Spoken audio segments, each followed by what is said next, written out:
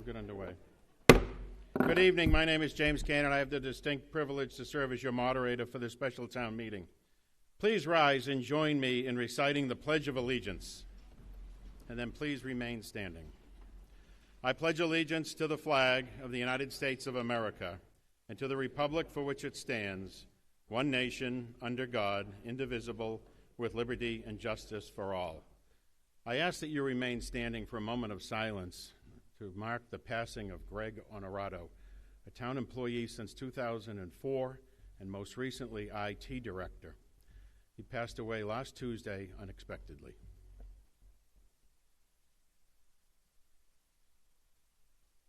Thank you. Good evening and welcome to our special town meeting. At this time, I will recognize Mark Serra, Executive Director of Shrewsbury Media Cable, for the purposes of providing a public service announcement. Mr. Serra. Good evening. Mark Serra, Precinct 3, Douglas, Massachusetts. All right. I'd like to take this opportunity to personally invite you all to our upcoming candidate forum. For the first time ever, Shrewsbury Media Connection and the Community Advocate are partnering to bring you this event. The moderators will be Evan Walsh, Managing Editor of the Community Advocate, and Prabhav Vadlamudi, who is representing SMC, and he is a junior at SHS and a member of the speech and debate team. The forum will be held this Wednesday, 2 nights from now, in this very auditorium at 7 p.m. It will feature a short session with the 2 school committee candidates, followed by a longer discussion with the 5 candidates for Select Board. The questions being asked were submitted by you, your friends, and your neighbors, and will cover a broad range of topics relevant to Shrewsbury. From 6 to 7 p.m., there will be an informal meet and greet in the lobby out here. This is your opportunity to ask a question directly to the candidates. I ask for your cooperation and respect to help make this a successful event for everyone. Please be respectful of the candidates, be respectful of their time, and please be respectful of the event as a whole. If you have more than one question for a candidate, I'm sure they'd be happy to continue that discussion on the phone or online. We want to make sure that each attendee has a chance to meet the candidate and ask their question. This forum will be broadcast live on Selco Stream 28, and it will also be streamed on Shrewsbury Media Connection on our live app. So for those of you who don't have Selco Stream, we have a live app available, and that is available for iPhone, Andrew, him too, iPhone, Android, Roku, Apple TV, and Fire TV. So if you don't have Selco Stream Channel 28, just head on over to the App Store of your respective device and search for Shrewsbury Media Connection. And if you can't watch this broadcast live, visit our YouTube page, where all of this content is uploaded usually within 24 hours of it taking place. And while you're there, don't forget to like and subscribe. I would be remiss if I didn't mention that the League of Women Voters is also holding a candidate forum on April 27th at 4 p.m. So that's Sunday, April 27th, 4 p.m. SMC is also going to be broadcasting that live on Channel 28, as well as any of the apps for the devices that I mentioned. So thank you for your time and attention, and I hope to see you all Wednesday night at our candidate forum. Thank you. Town meeting members, it's my understanding that there are no newly elected town meeting members here this evening. So I'm going to cut out a lot of my usual bloviation and go right to our town meeting operates under the laws of the Commonwealth of Massachusetts, the bylaws of the town of Shrewsbury, and the 3rd edition of town meeting time. I've examined the warrant and the constable's return of service, and both are in order. I ask for unanimous consent to dispense with the reading of the warrant and the constable's return. Not hearing or seeing any objections, we're voted unanimously. On to the town meeting warrant. Each town meeting member should have received a full packet of information related to this special town meeting. I will now start with Article 1. I move the printed motion under Article 1. Article 1 has been moved and seconded. Finance Committee. Mr. Moderator, Finance Committee recommends Article 1 by a vote of 6-0. Thank you very much. Mr. Mizikar. Mr. Moderator, turn it over to the Building Committee Chairman, Mr. Patrick Pitney. Town meeting members, this evening we will enjoy a presentation starting with Patrick Pitney, chair of the Building Committee. We'll then hear from the design team and go to the town manager's office once again for the financial recap. Mr. Pitney. Thank you, Mr. Moderator. Good evening, town meeting members. My name is Patrick Pitney, and I am chair of the Municipal Facilities Optimization Committee. Joining me this evening from the project team are, from the committee, myself, Beth Cassavant from the Select Board, Keith Baldinger, Assistant Town Manager, and at-large members Steve Walsh and Mike Liberty. Our owner's project manager from Vertex, Steve Theron. From our design team, HKT Architects, Amy Dunlap and Rick Almeida, and from our construction manager, Fontaine Brothers, Dave Fontaine and Ryan DiPasquale. We are here to present to you the details of Article 1. The DPW expansion and renovation, combined with the Town Hall renovation project for consideration by this legislative body, is the culmination of 8 to 9 months of work by the committee and the project team. These 8 to 9 months consisted of over 30 meetings by the building committee and hundreds of hours of planning, design, budgeting, cost reconciliation, and public outreach by the team to get us to the 60% design level. If the project is approved, it will be constructed under Mass General Laws, Chapter 149A, Construction Manager at Risk. This process sets a guaranteed maximum price, providing a level of cost certainty. The committee is confident in the design plan and cost numbers we are bringing to you tonight. We feel this is the most comprehensive and fiscally responsible approach to solving the critical needs of the DPW facility on South Street and the life safety issues at Town Hall, all while optimizing the space needs and services for the citizens of Shrewsbury. At this time, I will now turn it over to Amy Dunlop from HKT Architects, who will provide further details. Thank you.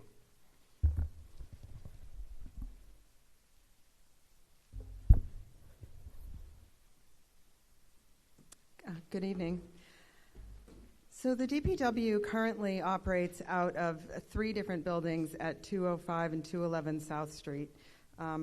The water and sewer building, which is this building right in the middle here, was built in the 1950s, and that building has really exceeded its useful life at this point in time. The DPW garage building, this building here, that was built in 1976. And that building needs some renovations and some upgrades in order to meet the needs of the DPW, both currently and in the future. And then there's the salt and sand shed, which we see at the top here. That was built in 2017, and that's in relatively good condition at this point. There's also a fuel island that we'll talk a little bit about, as you see on this slide. That fuel island has underground tanks that are about 30 years old. The DPW also operates out of the town hall on the 2nd floor, where the administrative and the leadership staff are located.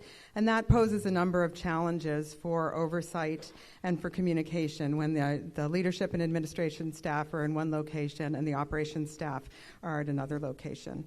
So moving those folks over to the South Street facility would aid in that communication, and it would also free up valuable space in the town hall for other uses. There are a number of deficiencies with the existing DPW garage. The envelope, the walls, and the roof of the building are aging and are having some issues. You can see in a photo like this that the roof insulation is coming down where there have been leaks over time. There's minimal insulation in the roof and the walls. There are the clear story glazing, which is the windows into the space, are all deteriorating and degrading over time. There's a lack of proper workspaces and storage spaces, employee facilities such as lunchrooms, accessible toilet and shower rooms, a lack of shower facilities for female staff. You can see things like this. This is an image of where the DPW staff has some tables right in the middle of a garage space. This is where they have their lunches, where they do their work, right amongst the vehicles, amongst all the equipment that they need to use to do their job. There are safety and health issues such as a lack of proper exhaust ventilation and a lack of carbon monoxide and nitrogen dioxide detection systems that detect those hazardous gases in vehicle exhaust. There's no wash bay, and there's no adequate decontamination space for people or for their equipment. And as we said, the fuel island below-grade tanks are approaching 30 years old at this point. The town hall is made up of two portions. The original town hall, which runs parallel to Maple Ave, dates back to 1966, and then an addition was put on back in 1997. There are a number of deficiencies in that building as well. Those include life safety issues. There's no sprinkler system in the original 1966 portion of the building. There are some issues with the fire alarm systems that require upgrades.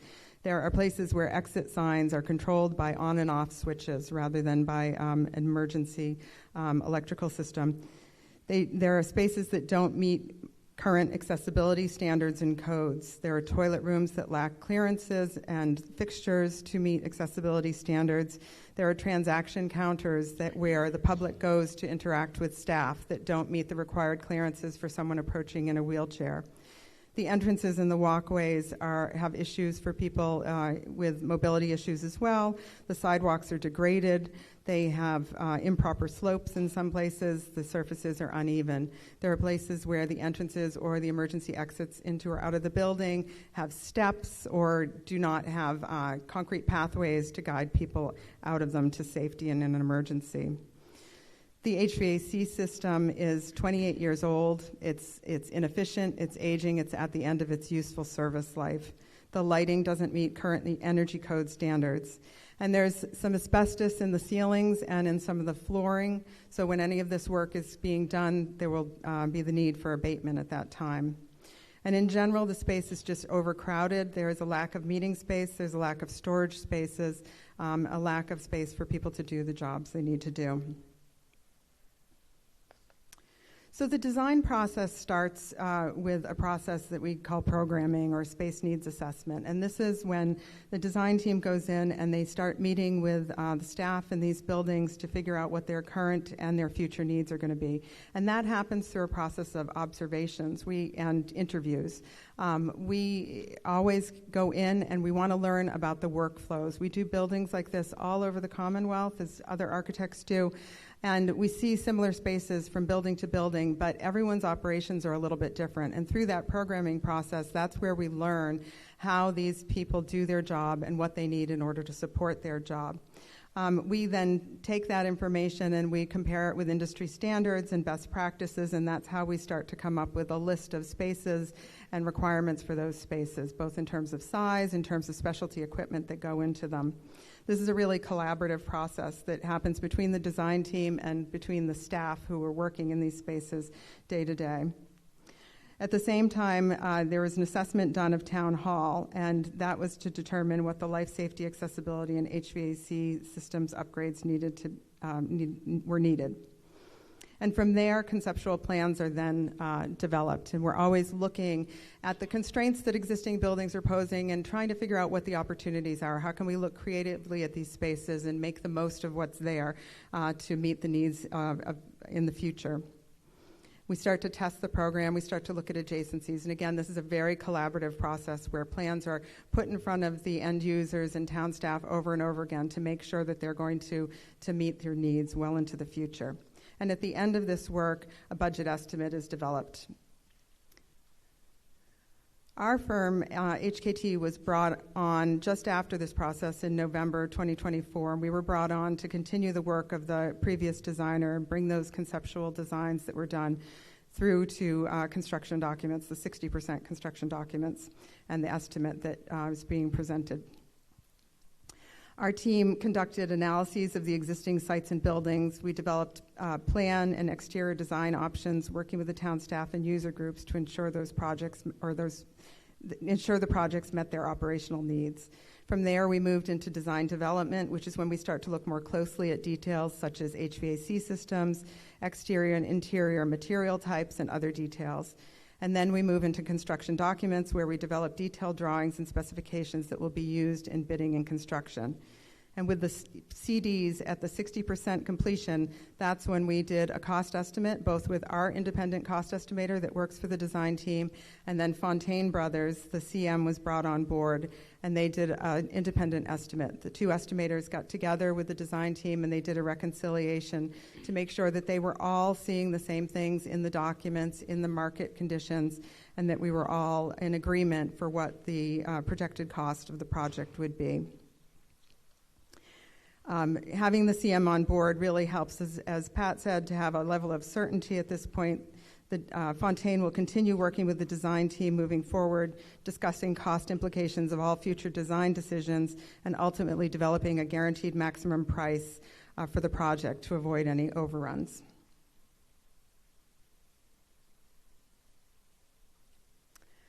This is the site plan of the DPW. So right now, the existing water and sewer building is located right here. That building is going to be demolished. This is the existing DPW garage. And so the proposal is to put an addition onto the DPW garage here to house some common spaces as well as the water and sewer folks. And then the rest of the site will be reorganized. The benefits of this are many, but an improvement to overall site circulation is one of the great benefits of this project. There's a separation of operations behind the building and over in this area from where the public are coming in and parking and entering into the building. There's also going to be a new fuel island. The current fuel island is again in this front part of the site. We are proposing putting a new fuel island to the rear of the building, and that would be a fuel island with above-ground storage tanks. And there's also an area for future recycling and compost. This is the first floor plan. This part of the building is the existing DPW garage that will be renovated. This is the new addition over here. The color coding is for each different department that's within the building. So the DPW garage will be renovated to house the highway department, the fleet maintenance, and the parks and cemetery. There would also be a wash bay in this area. And then the new addition has the water and sewer department, and the gray area here is a number of common spaces for the DPW to use. By bringing all the folks together in this building, there's a lot of efficiencies. They can share the same locker rooms. They can share the same meeting spaces. There is a common room in the front of the building here. That common room is for training, for large staff meetings. It's also a designated polling location. This is the second floor plan, and on the second floor, the DPW administrative staff that's all currently over in Town Hall would be moved to the second floor of the building, so they would have those improved communications and oversight with the operations folks. And then what you're seeing in these other little colored areas, those are some mezzanine spaces that would be used for storage for the different divisions. This is an exterior view from the parking lot area. Excuse me. The existing DPW garage is over here. This is the addition, the two-story addition with the DPW staff and operations below, and then the new water and sewer wing over here.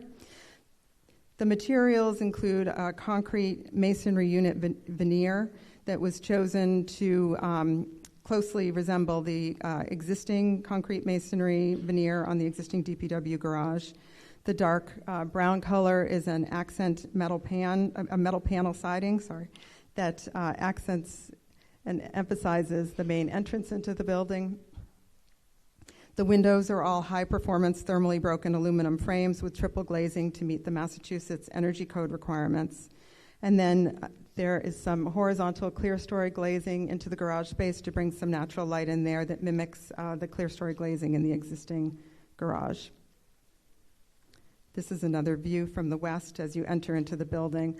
All of the materials in the building were chosen to be durable and to minimize maintenance concerns while being sympathetic to the materials on the existing garage building. So it's important to understand that the proposed DPW facility is more than just a garage. The building is designed to meet the current and future needs of the Shrewsbury DPW. That includes having appropriate, safe, and efficient workspaces for the town's DPW staff, including offices, break rooms, locker rooms, meeting spaces, and a bunk room for staff to use after long plowing events or other times when they are working long hours and need a break. The maintenance bays will have proper storage for parts. There'll be fuel containment systems for all of the fuels and oils and greases that are used in the maintenance facility. There will be garage drainage systems and trench drains and oil and grease separators to make sure that there's no contamination from the maintenance garage or the garages into the sewer system. The operations areas are designed to create a safe environment for staff with appropriate exhaust systems to deal with carbon monoxide and nitrogen dioxide from vehicle exhaust. This building houses millions of dollars of town assets that include trucks, tools, equipment, and materials, and they need to be maintained and protected to continue serving the town's needs.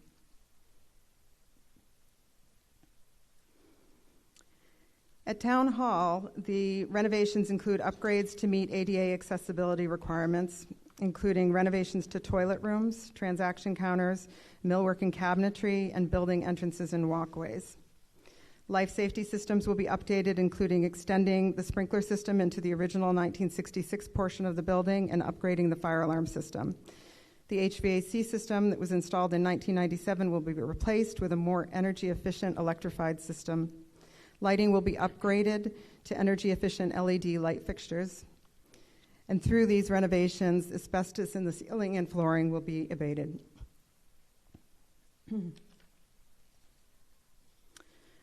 So the ultimate goal of the work of the DPW and Town Hall is to optimize these facilities to meet the town's current and future needs. Renovations at the DPW will provide staff with safe, code-compliant working spaces that will meet the operational needs of the department. Again, millions of dollars of the town's vehicles and equipment will be stored in this facility, and creating a facility with adequate storage and appropriate wash facilities will allow the DPW to maintain and protect these assets and extend their life expectancy. Having proper decontamination facilities allows the staff to decontaminate themselves and decontaminate their equipment after being involved with hazardous chemicals. Moving the DPW staff out of the town hall will not only help improve DPW operations, communications, and oversight, but it will free up valuable space in town hall for other uses. In addressing life safety deficiencies, improving energy efficiency, and resolving accessibility issues at the town hall will allow the building to better serve the residents, staff, and visitors to the town of Shrewsbury. So next steps, we've had a number of public information sessions at the DPW. We have some more public information sessions at the DPW and at the Senior Center between tonight's special town meeting and town election on May 6th. From there, with the successful votes, we will be completing the construction documents in August of 2025 and then going through at the necessary permitting at the same time. Fontaine Brothers will be working with the design team moving forward to be looking at ways to control cost as well as phasing and constructability of the design. And then bidding is scheduled for the fall of this year with construction complete and the project closed out by October 2027.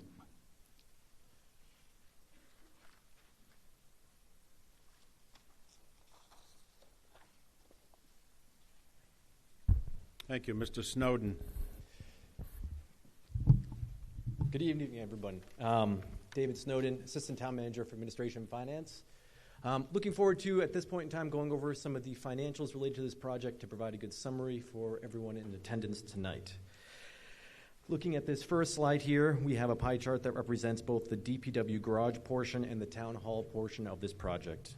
A total project cost of $42.4 million, where roughly 89.6% is represented in the DPW garage and 10.4% is represented at town hall.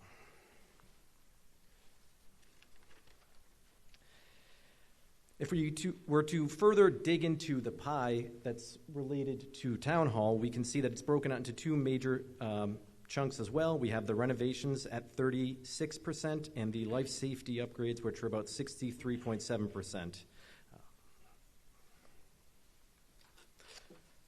We can do the same thing with the DPW portion of the project, breaking it out into three main categories under new construction, 1 being the single largest, about 73%, renovation being 9.9 or 26%, and then lastly about $500,000 in demolition costs, or a little over 1%.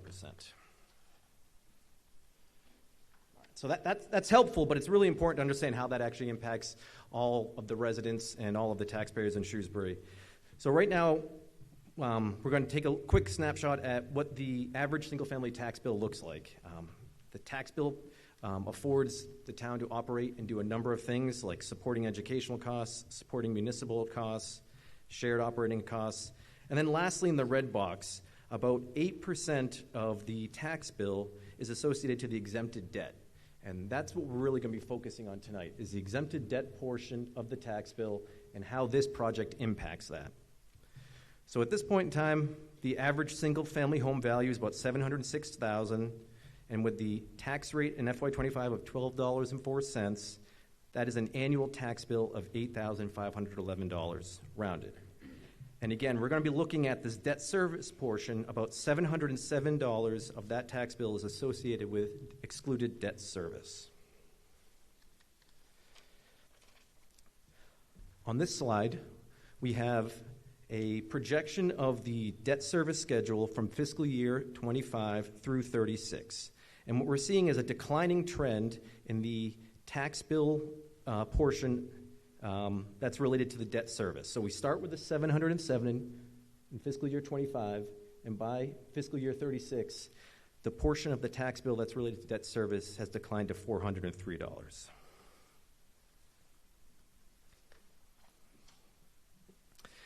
Now we can dig a little deeper and understand what's declining. Why is this declining? So a big part of this is how the town manages its debt. We typically operate under a equal principal or declining debt service model, which allows us to bring in projects in the future as debt rolls off. On this slide, we see three arrows. Arrow 1, between FY25 and FY27, $1.25 million in excluded debt comes off the tax books. It's a retirement of the fire facilities project and the Oak Middle School renovation.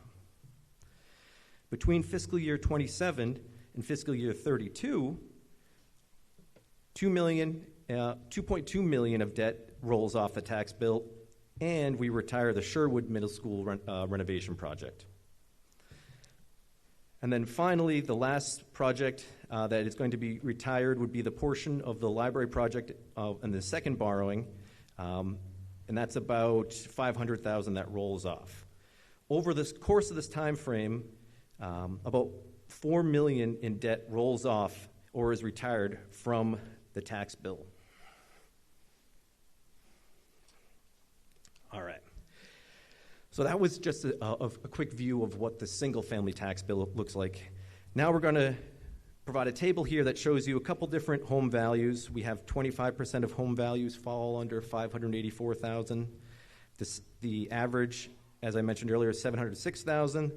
And then 75% of homes fall under $951,000 a year. The tax bill under column 2, annual tax bill, is calculated by taking the home value divided by 1,000 multiplied by the tax bill. But what we're really interested in is this peak projected tax bill impact versus what the residents are paying at this point in time right now in fiscal 25. So column 3, we're looking at what the peak net impact will be for the residents when compared to their bills in fiscal year 25. And we can see it's about $51 for the average single-family home. This represents about 0.6% of their total tax bill. We're going to look at this again for the single-family home on a graphic level now. We're back to the same graph. The shaded blue area mirrors what we've seen previously in the slides and the declining debt schedule for the average single-family home. What we have now layered in on top is a red line with red figures representing the projected tax bill impact of this project on that tax bill. And what we're doing is we're comparing in the year FY27, We're at, oh. I got big thumbs. All right. That's FY27. We're comparing this number to what is currently being paid right now by the taxpayers to come up with the net difference. So about $100 rolls off of the tax bill, and more debt is being brought on, but the net difference is about $51.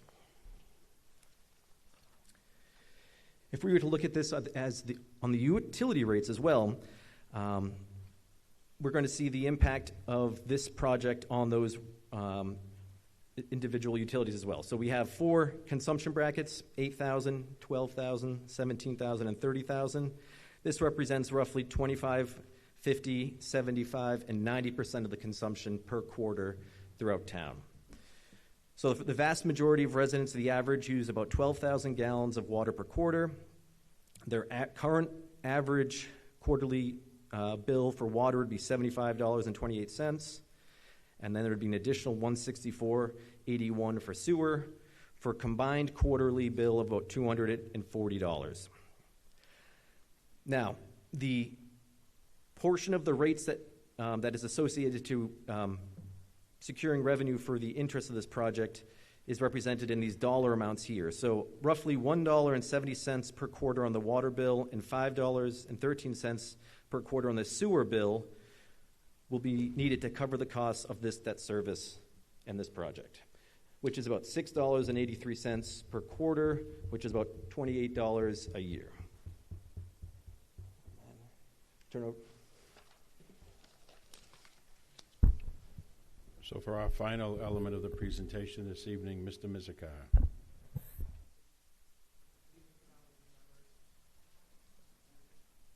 Good evening, town meeting members. I'd like to just take a couple minutes and make some concluding thoughts. As Mr. Snowden just illustrated, if you're looking at the average single-family tax home, you're looking at a net increase by the time that this debt would roll on of about $51 a year, and then a little over $20 per year for your water and sewer bills if you're an average consumer. The town of Shrewsbury manages and maintains over 1.2 million square feet of facilities.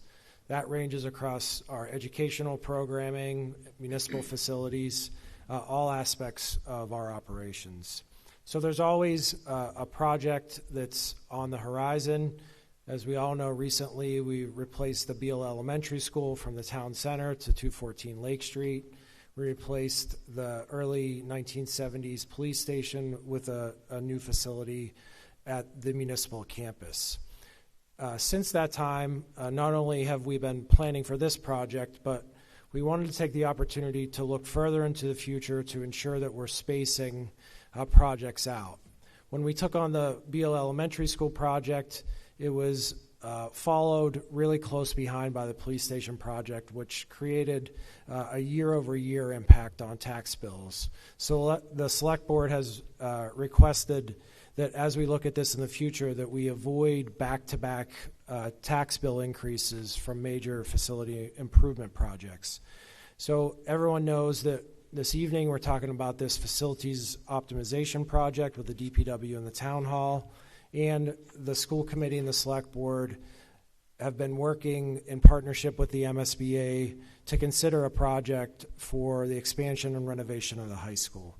With both of those projects being out in the public domain, I wanted to take the opportunity to show how those projects would lay out on a timeline, including the tax bill impacts.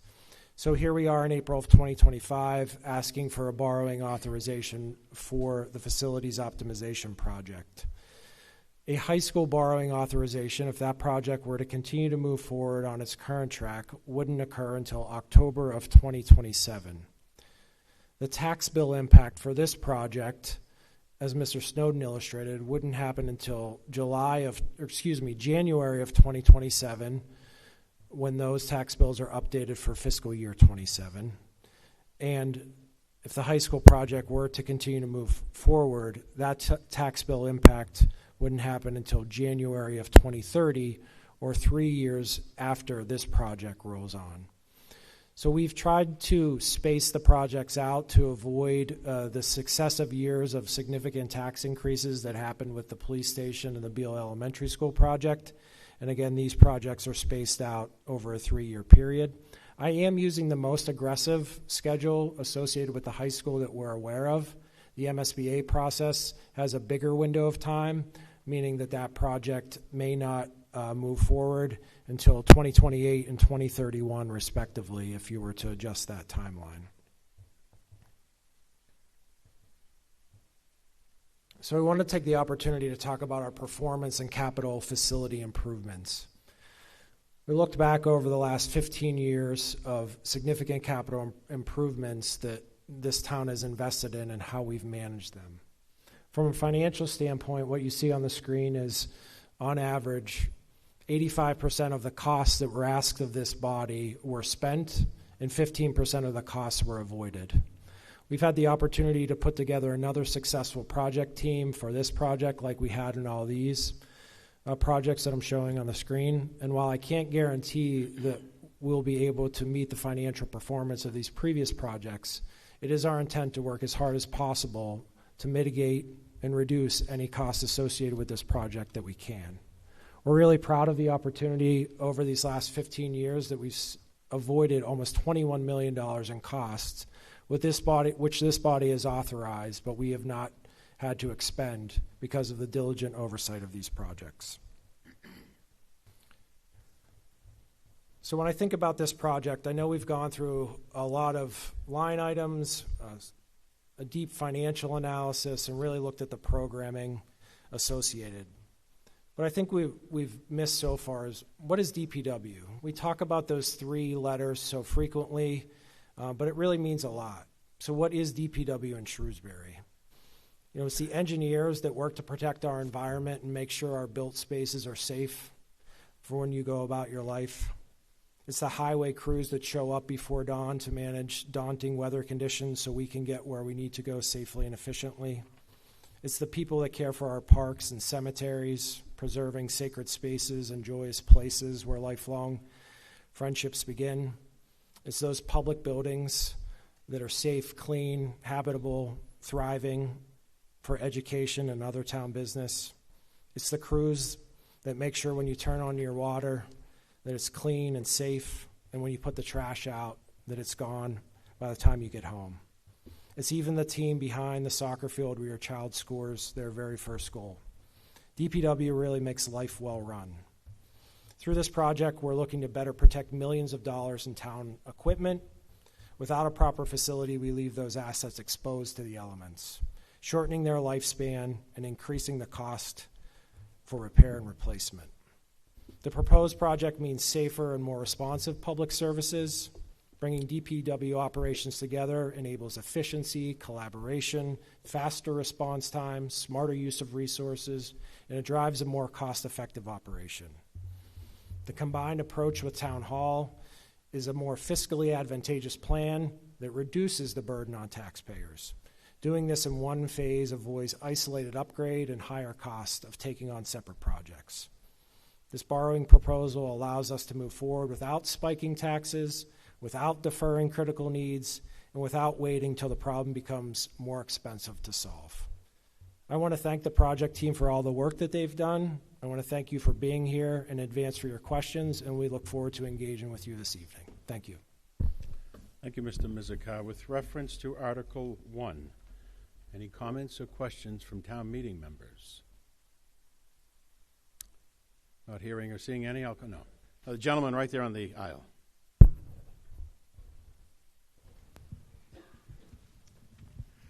Tony Bonaventura, Precinct 4. I have a lot of items, but I want to start with the dollar estimates for the project. There was some good new information presented tonight, but one thing that wasn't presented is a look at the entirety of the tax bill for the residents. I know you broke off the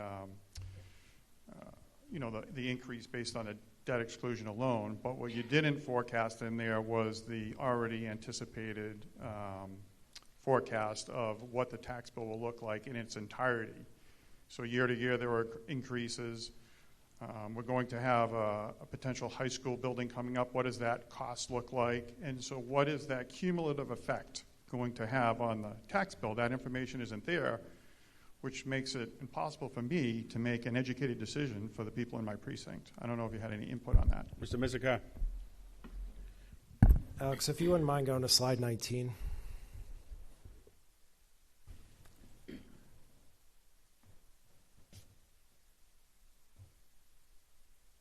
So this is the total tax bill, perhaps one of the slides you were referencing, but I'm happy to go to any other that was resonating with you a little bit more.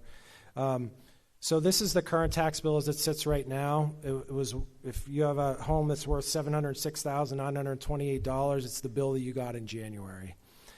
So debt service right now, the portion of it, the portion associated with excluded debt is $706.93. So if you add this project on, all other things being equal, in fiscal year 27, that would be $51 higher. I don't know what the cost, no one knows what the cost of the high school is going to be. We haven't even done a full analysis of enrollment. That's where we are right now. As I showed earlier, we're on about a 2-year timeline before we're going to know what the cost of the high school is. So I can't answer that question this evening. Do you have a follow-up, sir? I have quite a few. So there's absolutely no low and high on what you're estimating the high school to be? Yeah, we don't know a scope of work. I've heard numbers of upwards of 150 million. Those were estimates that I've heard, so there's something out there. Is that not true?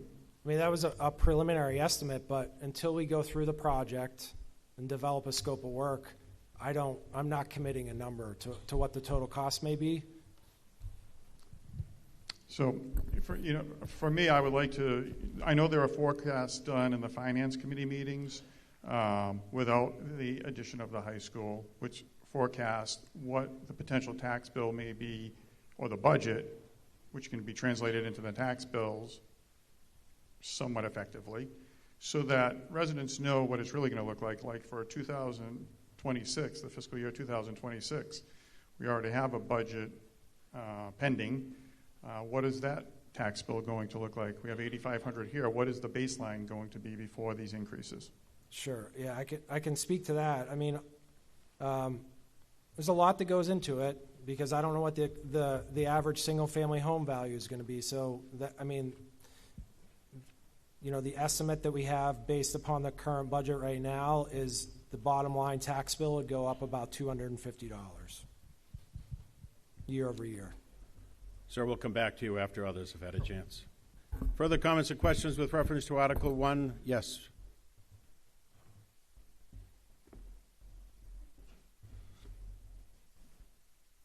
Nicole Torres, Precinct 8. So I've spoken to a lot of people in my precinct and encouraged them to go down to the building because I think that's the most eye-opening thing. It was very clear to me the shape that the buildings are in and that this is very much a needed project. Something that gives me comfort in the project is knowing that there's a construction manager at risk. And I'm wondering if someone might be able to go into more detail on what would actually happen if the project, I know you showed the slide that shows that a lot of our projects come in pretty well under budget, but in the event that it did come in over budget, what would happen with having the construction manager at risk? Thank you. Mr. Mizikar. Mr. Baudinger, you want to answer that?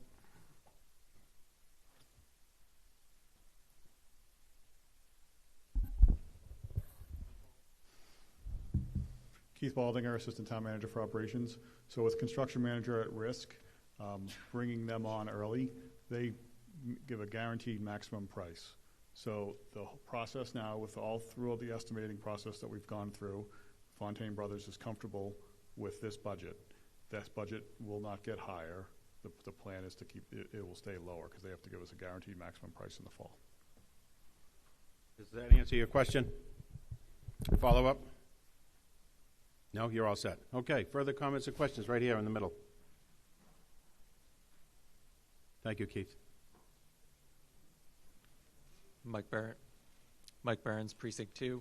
So just to double check about the construction manager at risk, that $42 million that we have right now, is that the price that they've guaranteed, or could that value be adjusted? Mr. Mizikar? So they have not given us a guaranteed maximum price at this point.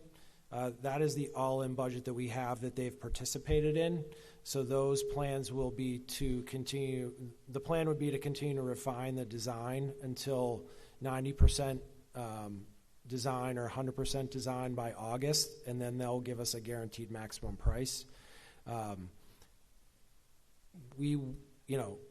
This is the budget that we're committed to. We won't be back to town meeting because of design changes or anything like that. So it's not the guaranteed maximum price, but it is the maximum price that we're setting for a budget. Once they set the guaranteed maximum price, the risk is on them to deliver the project. So we will ensure that it's at or below this number, and then they need to ensure that it's at or below the price that they set as the maximum. Thank you. Further comments or questions? Ms. Hollenbeck.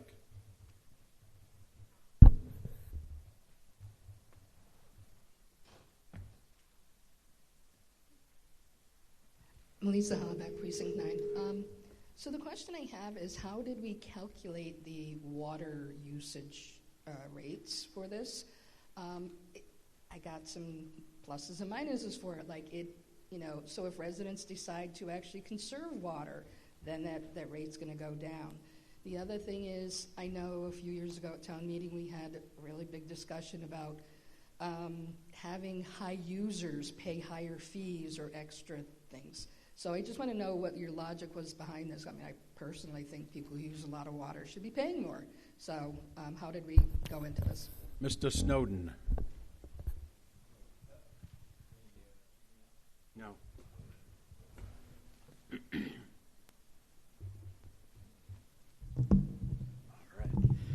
Great question. So the water rates and the sewer rates are both overseen by the water commissioners, or the select boards, and the sewer commissioners who oversee the sewer rates. Both those commissions have adopted a 5-year financial plan.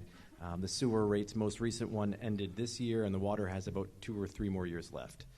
They basically took a financial approach to all the expenditures, capital and operating, for each utility to determine what would be a reasonable rate over the course of the 5-year period, and to prevent a single year with a 30%. As part of that, there's been a 5% cap each year, and the water and sewer rates have not been greater than the 5%. I think the second year in the sewer, it was actually maybe like 3.5%. Now, to answer your question to the point now, we look at all the consumption across the town, and we do create a conservation-based water rate system. So there are several tiers for residential, commercial, apartment usage, and the rest of the other customers. And as you go up in consumption through each quarter, the increase of the price increases as well to essentially encourage conservation-based usage. Whenever we develop these rates, we do use a multi-year average for consumption, and we are using customer actuals to determine the fees. Now, we can't determine when there will be a drought or there'll be a 100-day rain, so nobody waters their lawn, but we do use fairly consistent data that we've seen over the past 7 to 10 years to help develop these rates. Does that help address most of it, or did I miss anything? Thank you. Right up here in the middle.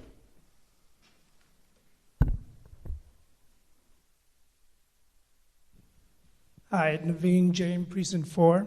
Part of my question was answered by the last one, but there seems to be a bit of a discrepancy between what's been presented on the screen and what was sent to us.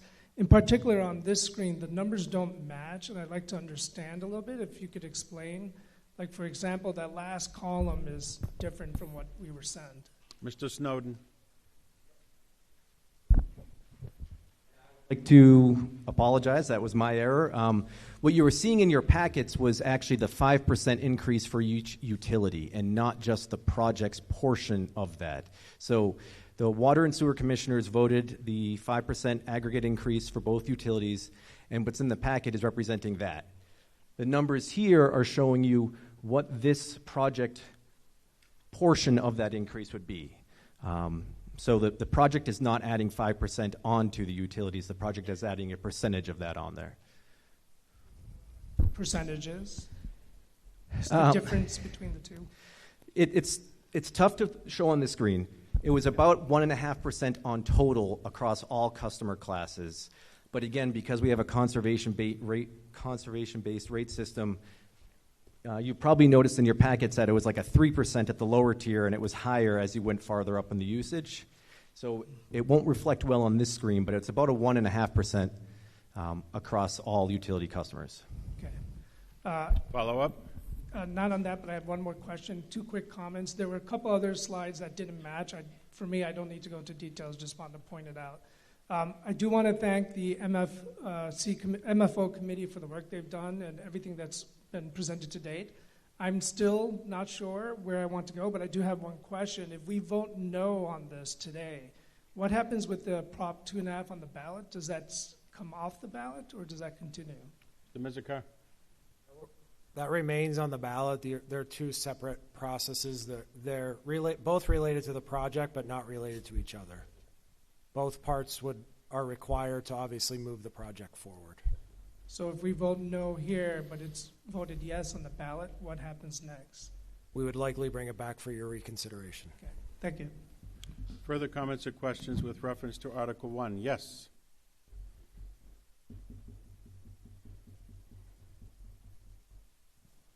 Krista Dupre, Precinct 1. I'm actually looking for a little historical knowledge of back long before I was still a short timer here, creeping on 20 years, of the building boom that was in the 90s, I believe. And with the growth of neighborhoods, streets, etc., was a new facility looked at any point in time? If someone can help me out with that. Mike Perner is not in the room, so I would look at anyone who may have been involved over the past several years. Mr. Cox, perhaps? Bob, any comment on that?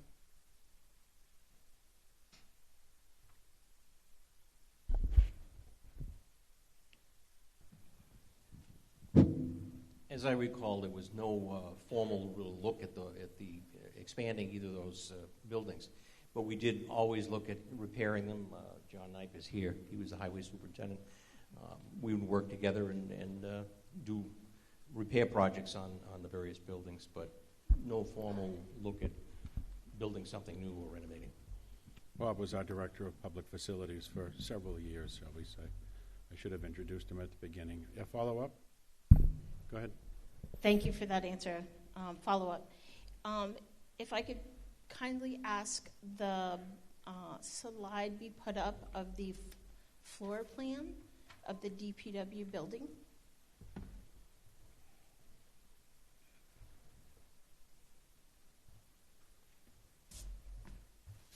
Yes. So I'm curious to know of how much building is still potentially out there. How many more additional roads, houses, neighborhood developments, other developments, where our DPW would have to service? And I'm curious to know, is this picture depicting what our vehicles are currently, what we potentially could fill, and would we have enough space in the future for additional vehicles for a potential build-out with neighborhoods, et cetera? Thank you. Mr. Mizuka? Mr. Baldinger? David's really tall. So this building was designed to house our DPW program for the next 50 years. This is the majority of the vehicles we have. We don't foresee purchasing a lot more equipment. We may have more staff. But we've going through the programming process, we have enough room for what we need to do as you asked. Further comments or questions with reference to Article 1? Anyone new? Yes, right on the aisle.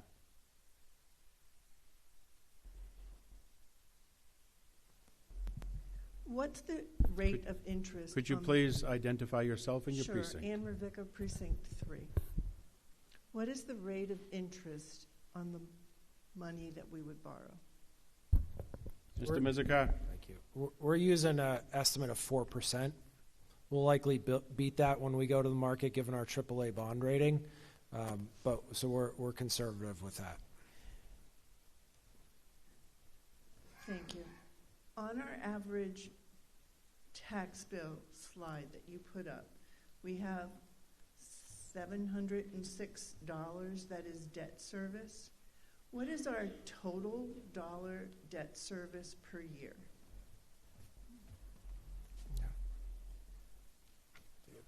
Mr. Snowden. Hello. In fiscal year 25, total exempted debt amounts to about $9.2 million. Per year? Well, and then it's declining. But so fiscal 25 is $9.2 million. And then if we lose about $1.25 million by FY 27, so we're about $8 million in fiscal year 27.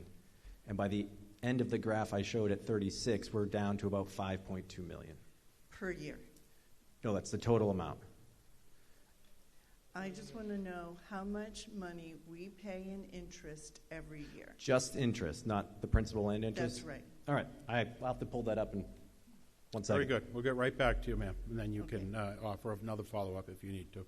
Further comments or questions while that information is being developed? Seeing no one new, Ms. C. Hollenbeck.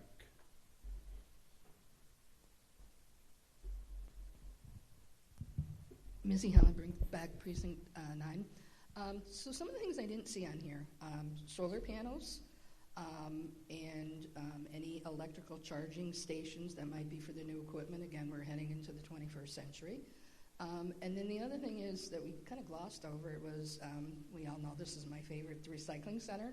So if we want to have any additional information for that, because that really will kind of impact a lot of residents, in their daily lives. This is something we've never had. Mr. Baldinger. Alex, could you put up the site plan? So the new addition of this building is designed for solar. So that's one thing. The building itself will be fully electrified, heating and cooling in all spaces. There'll be no GHG emissions from the building.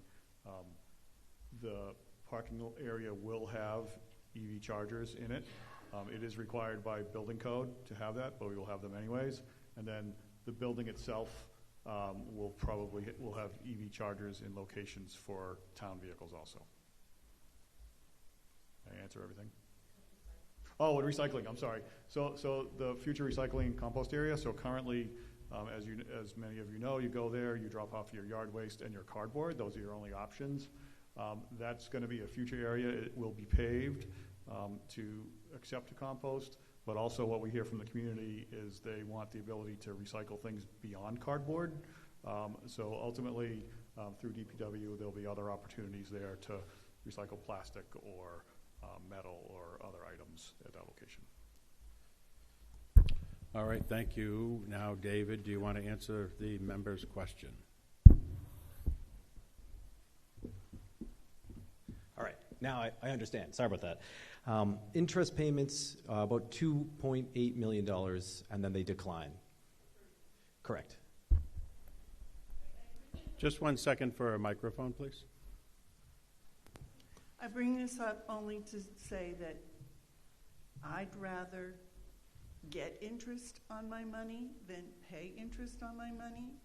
And if we could have a reserve to get us into that position, I think it would be a very progressive place to be and allow us to have the number that you said, what was $2.6 million per year plus interest. So just an idea. Thank you. I do Further? have one more question. Oh, yes, go ahead with a follow-up. Don't we have a PFAS facility that we approved, and where was that on any of this? Mr. Mizikar. So the PFAS facility, this body approved last May, and we're currently finalizing design, and those costs are already embedded within the existing water rates. And Thank you. Mr. Moderator, if I may follow up to Yes, please. Her comment about interest. The town is very aggressive with the funds that we have in our reserve, and we invest them. I can tell you so far for this fiscal year, we've earned $2,966,366.71 in interest, or in investment income from the interest that we've earned on our funds. So it is something that we look at. Further comments or questions with reference to Article 1? Ms. Vedder.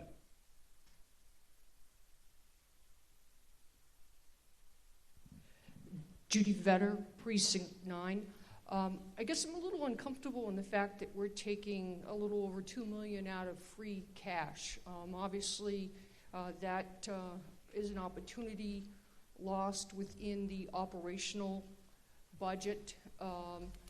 And if we start talking about overrides, if we take $2 million out of free cash, you know, that's $2 million that can't be used in the operational budget and could lead to cuts, or, I mean, I don't imagine $2 million is going to necessarily make the operational override come sooner. But I guess I sort of feel like it would be cleaner if we were taking the full cost as a debt exclusion. A little cleaner because we wouldn't lose the opportunity, and also it's a little cleaner from what the voters would be voting on. And that's one comment. And then I guess overall, I feel like the price tag is extremely high. I know it wasn't that long ago that we were looking at $30 million, and I know it jumped up to this $40 million. I understand that that there's going to be the builder's going to be taking on the risk, and that you're going to make sure that it's no more than the $40 million. But is there any opportunity to make sure that the numbers back to the $30 million? Mr. Mizikar. Thank you. If I could just comment on your free cash comment, I appreciate that. So right now we have about $10 million in free cash. Utilizing $2 million here keeps us still at the policy level of a little greater than 5% of the overall operating budget. We strive not to use free cash within the operating budget because free cash is a one-time source. Think of it as your savings account versus your checking account. It doesn't get replenished. So if we added free cash into the operating budget, then we would be putting ourselves in a structural deficit. So we use the recurring tax levy for that. But we do have very healthy reserves, and we have over $7 million in our general stabilization fund. That's on top of the $10 million that we currently have. And then we have our our override stabilization fund, which has $9 million in it. Again, all three of those numbers are mutually exclusive of each other, and that operational override account is what we use to stabilize the operating budget. Still don't have to use that this year when we bring you the FY26 budget in a couple weeks. So we have very healthy reserves, and there wouldn't be any material effect if we use free cash for this project. It also gives us the opportunity to use cash that we have on hand to not incur interest or minimize that debt service obligation. The overall cost of the project, I know the Facilities Optimization Committee worked really hard to maintain the $30 million, but we just don't have a project for you that makes sense. Mr. Snowden walked through the various portions of the project. That core project servicing the facilities at 211 South Street is $38 million. We will work to find alternatives in the design and further refine everything from the 60 to 90%, but eliminating $10 million worth of project scope means it's not really a project that's worth investing in because it doesn't provide any meaningful value to our operations as they currently exist. Further comments or questions with reference to Article 1? Yes, sir. Oh, wait a second. Next to you, Tony. We'll come back to you. Kevin Flaherty, Precinct 5. So what's next? So, the DPW obviously needs to be done. There's talk of the high school. Can someone speak to within the next maybe 5 or 10 years, what can we look forward to as far as buildings that need to be replaced, any large expenditures that need to be handled within the next maybe 5 to 10 years? Mr. Mizuka. Yes. Thank you. That 5-year horizon are those two projects that I previously put on the screen. It's this project and the high school. Again, the high school debt impact being 2030 or January of 2030, about almost 5 years from now. As I said, we have 1.2 million square feet of space, and we do look to maintain those as good as we can.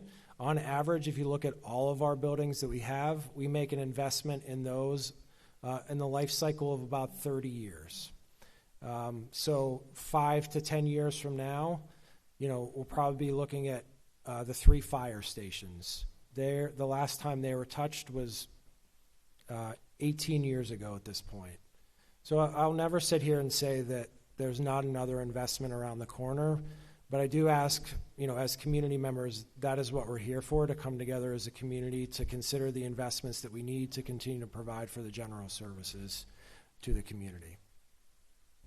Anyone who has yet to ask a question regarding Article 1? Yes.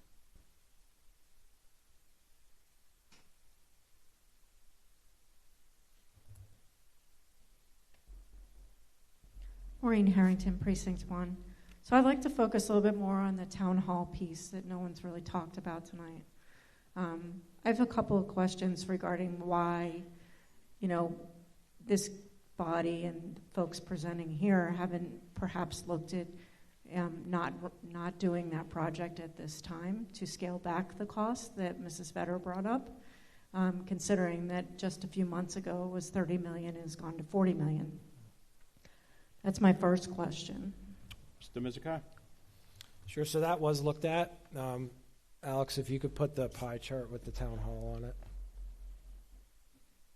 So the town hall portion of the project's about 10% of the overall cost, $4.4 million. The charge of this committee was to look at the town buildings and find optimized ways to occupy them and use them. You may have heard at the time that we were looking at the police station, the entire municipal campus was considered, including the town hall. At that time, an addition was considered for the town hall, which in 2019 would have cost somewhere around $16 million. So what we're avoiding with this project is any addition to the town hall.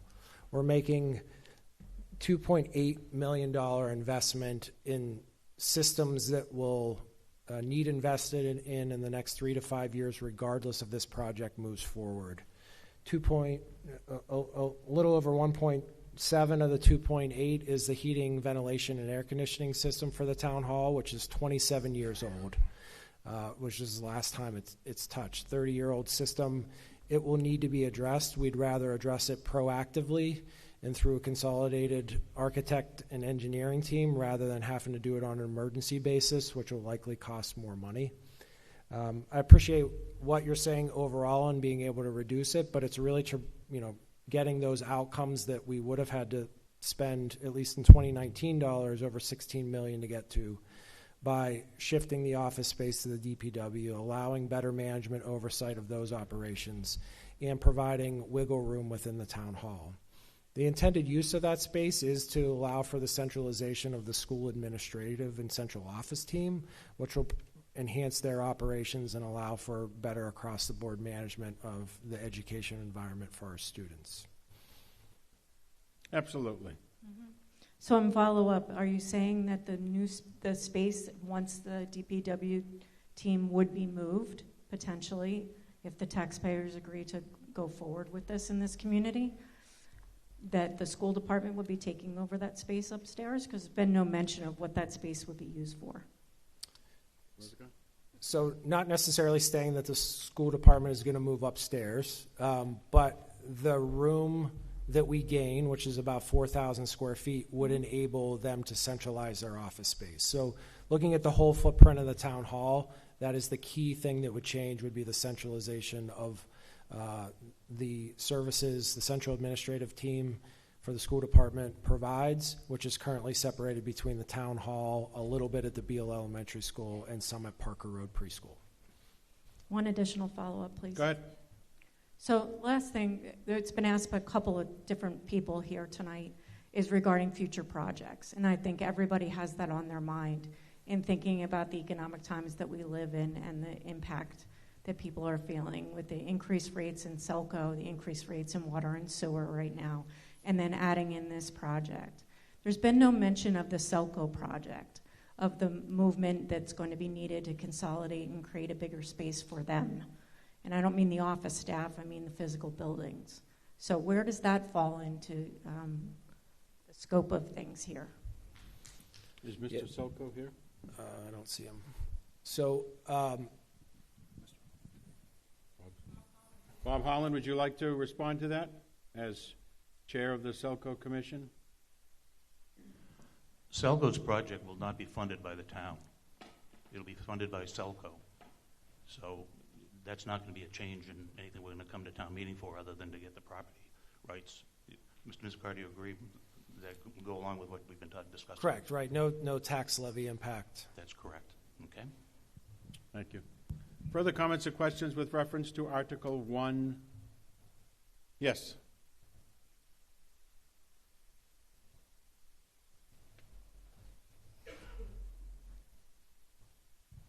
Good evening, Anand Sharma from Precinct 9, 102 Stony Hill Road. I understand that some of the area of garages is not good condition. We need to modernize them. So like locker room, bathrooms, tools room, and kitchen also. But if we see like last 5 years, we are continuously increasing the tax, and those taxes directly affecting the life of our residents, especially the seniors and low-income residents. So we would like to suggest like WICO can go for like conservative approach where we can have some like extension, some modernize the things which we need to modernize. So if you look at in the garage, they are working fine right now, and they are not falling apart. So we should not go this big project to impact all residents are paying the tax every year. Thank you. Thank you. Is there another question up this aisle that I've been missing? Yes, Ms. Maycomber. I was beginning to think you were avoiding me, Mr. Kane. I'm just kidding. Caroline Maycomber, Precinct 9. So lots of good questions. I think a lot of mine actually got answered, so thanks, guys. One question that I had was regarding the second story of the DPW building. It looked like it was mostly storage space. And just out of curiosity, what are we storing? That's all office space. That's where the town hall staff would move to. So all that white space, I thought someone had said was storage. That's clear span, so that's a single story. There's no second floor there. Okay, all right, so that answers one of the questions. The other thing that I think we raised maybe at the fall town meeting too was on those slides where we showed the decreasing debt service. It feels a little misleading because I just looked at my own property taxes, and just since 2021, mine have gone up almost, I think, over $2,000. And so I think an issue that we're not addressing is that inflated real estate values are causing the actual tax bill on residents to go up each year. And so my question is, has the town looked at what we can do to potentially increase the commercial property tax rate? I think it was back maybe in 2023, I read an article that said it was looked at but voted down by the select board, but have we looked at potentially increasing commercial tax rates so that the town residential taxpayers aren't footing these huge increases to their bills based on artificially high real estate market prices? Mr. Mizikar.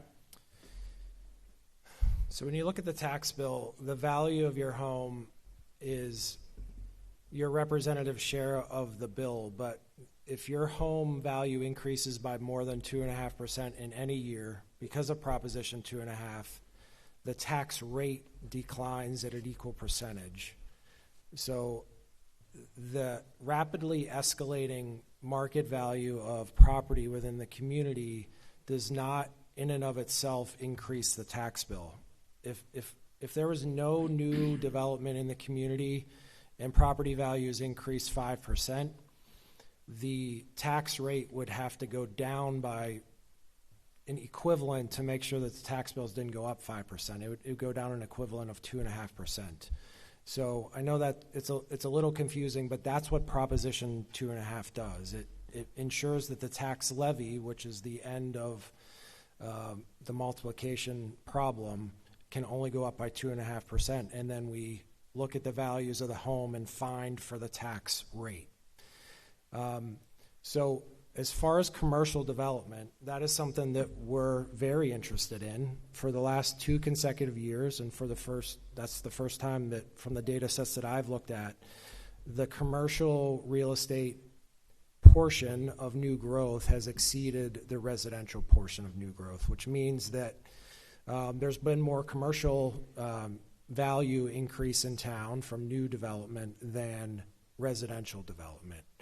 And I understand what you're saying about splitting the tax rate and having a higher tax rate for commercial property than residential property, but because Shrewsbury's tax base is roughly 87% residential and 13% commercial, that shift in order to make any meaningful reduction in the residential tax bill is massive to the commercial tax bill and would actually likely dissuade additional commercial development in the community when we're now in a position, because of the policies and priorities that the select board has put in place, is seeing commercial growth year over year for the first time in the last 50 years. So we have things moving in the right direction. We have more commercial development coming into the community.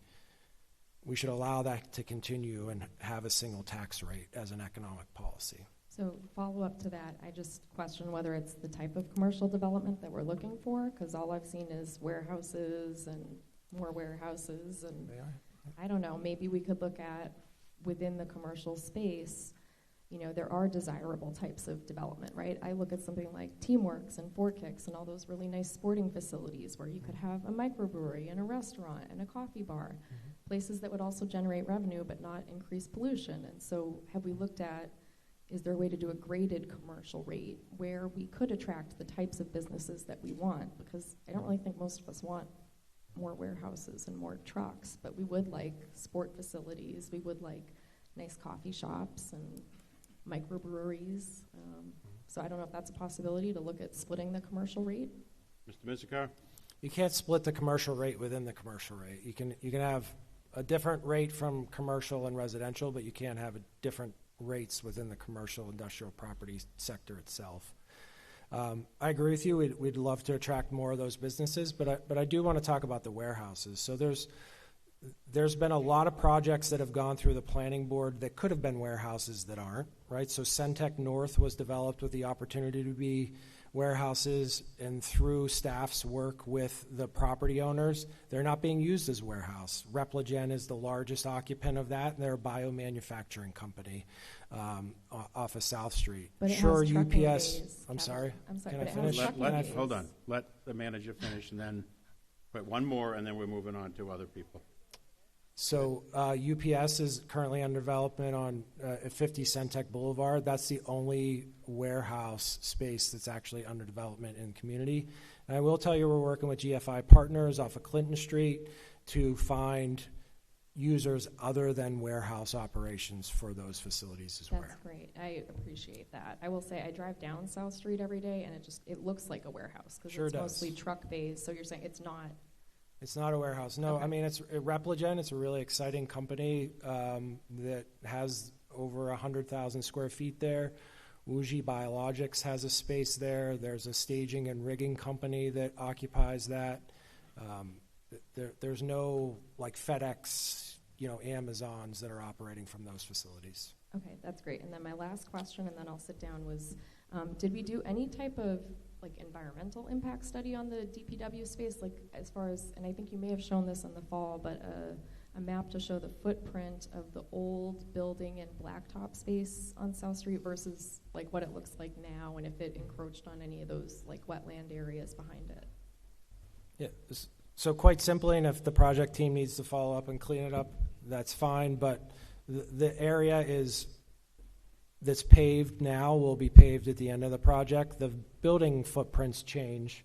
I don't know if we get a little bit of extra green space or if it's exactly equal or if there's slightly more paving, but the lot is 99% paved right now.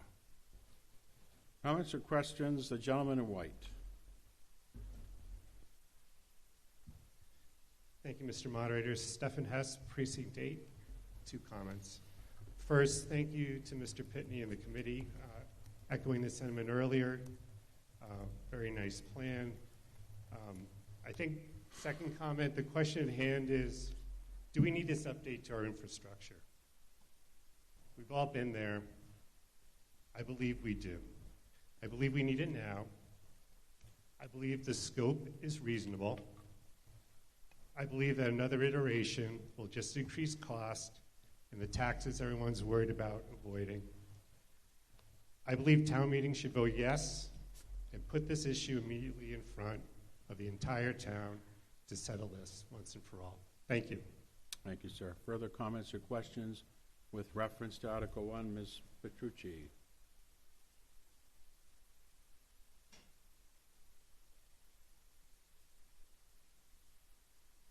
Melanie Petrucci, Precinct 1, and I move the question. Motion has been made and seconded to move the question. This, if moved by town meeting, this would close debate and we would move to an immediate vote on Article 1. So the motion has been made to move the question. All those in favor shall signify by saying aye. Aye. All those opposed, no. The ayes have it. We will now move to a vote of Article 1. Article 1 requires a 2/3 vote. We'll try the voice vote. All those in favor of Article 1 will signify by saying aye. Aye. All those opposed, no. The ayes have it. Article 1 passes. We have no other business before us this evening. If I could have a motion to adjourn. Motion has been made to adjourn. Is there a second? All those in favor, all those opposed, we are adjourned.